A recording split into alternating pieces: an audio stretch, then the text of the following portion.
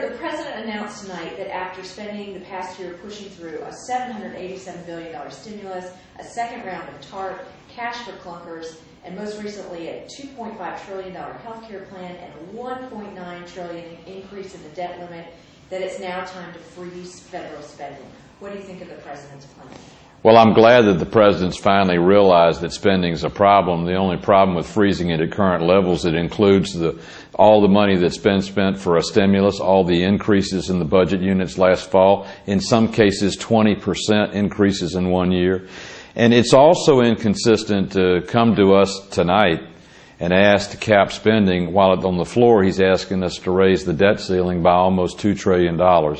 The American people expect us to spend their money like they spend their money, sitting around the kitchen table, establishing priorities, not going into debt, spending money where it should be spent. That's what this country needs to be doing.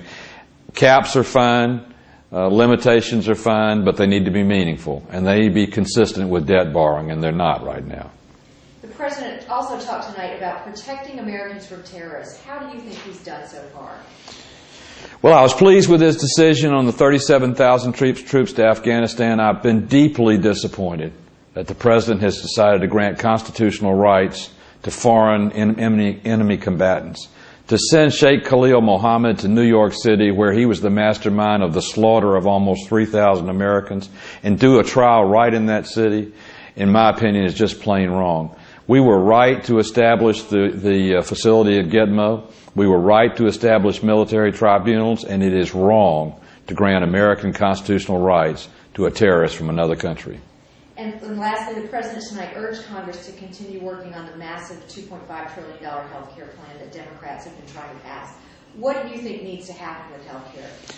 Well, obviously the American people think we need to get back to the basics and do it over again, and I think we ought to do a step-by-step approach. We know, for example, allowing insurance to be sold across state lines and risk pools formed across state lines, then we can open accessibility to affordable health care for almost a third of the uninsured. We know that fully a third of the uninsured are really eligible for Medicare or Medicaid or S-CHIP, but they're not enrolled. The government ought to have an enrollment system so when they show it up at a health care facility, the coverage is there. There are other things we need to do. Tort reform.